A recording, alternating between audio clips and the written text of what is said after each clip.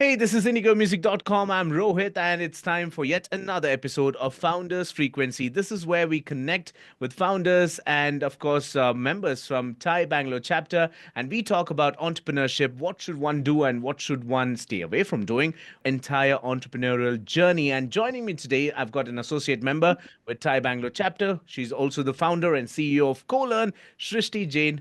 Good morning, and welcome to IndigoMusic.com. Good morning, Rohit. Thank you for having me. Srishti, you've transitioned from being an investment banker to founding your own company, which is called CoLearn. Tell me, when did this whole transition happen, and how many challenges did you face? So, Rohit, I've actually worked in India and Dubai for 11 years. And then I did my second post graduation program from UCLA Anderson. Okay. And the best part about that program was the sessions were conducted from UCLA professors, and we were meeting them in places like Bangalore, Delhi, and so on and so forth. So one of those breakout sessions, one of my professors convinced me that entrepreneurship is my calling. Whenever I speak about people like Sachin Bansal or Capillary guys, my eyes twinkle. And I actually took it on face value. And yeah, rest is history. I convinced my spouse, and both of us came back to India, lock, stock, barrel in 2019 October, and that's how the journey started. And what a time to come back, huh? Just a year before the pandemic hit the entire world. But tell me, what is the core mission of CoLearn, and how does it address the gap in sports education and skilling in India? So, Rohit, CoLLearn Education is basically a sports edtech platform Okay. where we help people become sports analysts, sports commentators, sports journalists, sports scientists, sports social media managers, sports event managers, cricket umpires, athlete managers, and so on and so forth. Okay.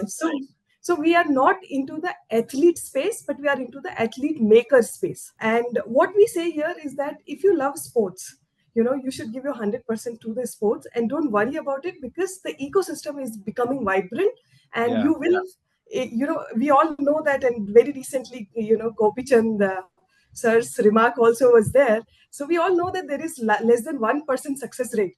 But what happens to that 99%? That's where we come into the play, and we are saying that you can make an allied career and a very meaningful career in sports. Right. And a lot of people don't know this, but like you were mentioning about commentators, I have a very close friend of mine.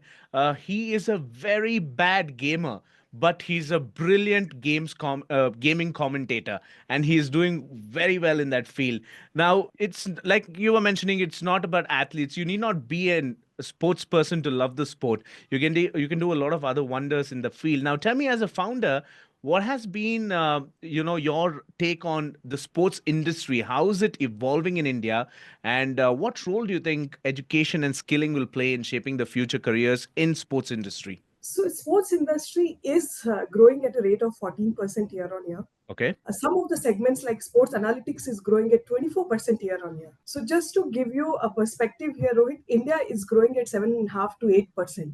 If a Mhm. sector which is growing double the economy, right? So it is a sunrise sector. Yeah. Never in the history of sports, the government focus was so prominent. So right now, we spend around, a yearly budget is around 3,500 crore, which is a central government budget, and then state Yeah. governments have their own different budgets. So it is Correct. one of the best time, and India wants to conduct 2036 Olympic. So these Yeah. people who are getting skilled today will be working in that 2036 Olympic after, say, 11 years. So that is also one thing. Second is also that if you see, India's medal tally has been 5 medals in the last Olympic, right? And if Correct. you want to move from 5 to 100 medal, it's not just going to be focused on athlete. We have to develop the whole ecosystem around that. So that's also becoming major, this one. And then third is the neighboring geographies, such as Saudi Arabia, UAE, Yeah. Dubai, as such. So these people are putting a lot of investments in the sports ecosystem. And Correct. if you see their demographics, it's the Indians and the Pakistanis and the Bangladeshis, and which we call it Indian subcontinent,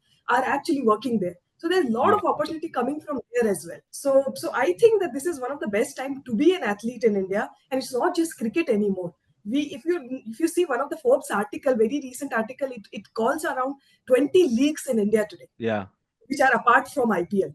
So Correct. even if couple of them may have the success of IPL, we're talking about a very very big money infusion coming in sports in the near future.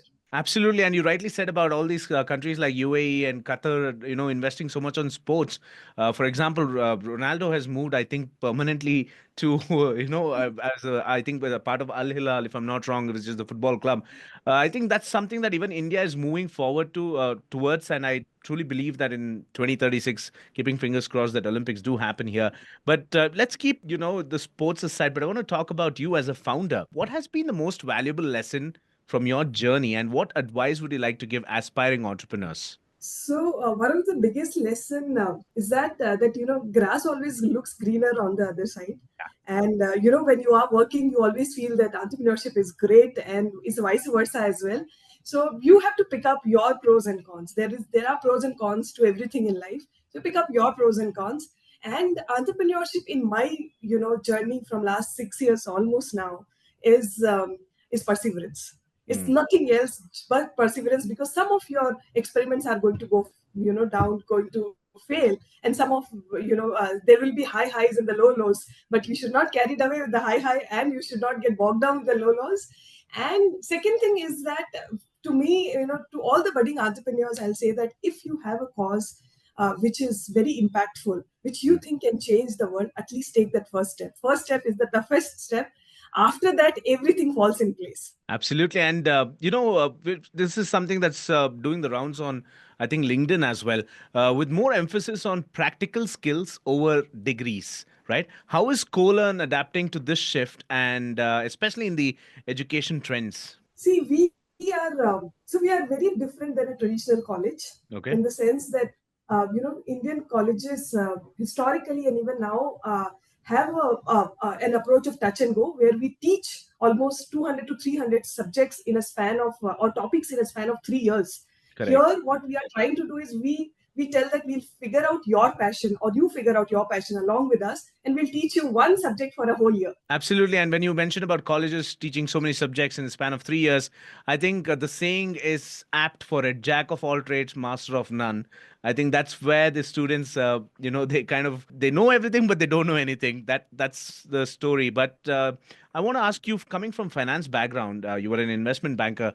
How do you integrate business acumen with passion-driven field like which is yours, co-learn, especially in sports education? Now, as an entrepreneur, I mean, there are two approaches to entrepreneurship. One is that you grow really fast, you burn money, and there's nothing wrong in it. It's the way, it's your conviction. Me coming from finance background, actually, I always take calculated risk, because for me sustainability was the biggest thing. There, I knew that if I sustain for 3 4 years after facing all the troubles, I will sustain forever. So So you so have the first mover advantage. and we have practically written the playbook in that sense. So Mm. when you write the playbook, you cannot grow very fast into it, because you have to see, and it's education product. At the end of the day, there has to be an outcome. So all those factors has helped us, and my finance background has actually helped us in taking those and making the business sustainable. Absolutely. Well, Srishti, thank you so much for having this chat. And it was great to know you and your journey as an entrepreneur. And of course, about CoLearn, which is doing wonders in the sports education field. I'm wishing you all the best. And of course, keeping our fingers crossed once again for 2036 Olympics happen in India. And we'll catch up soon. Thank you so much, Srishti. Thank you so much, Rohit. It's great talking to you. It was likewise. Thank you so much.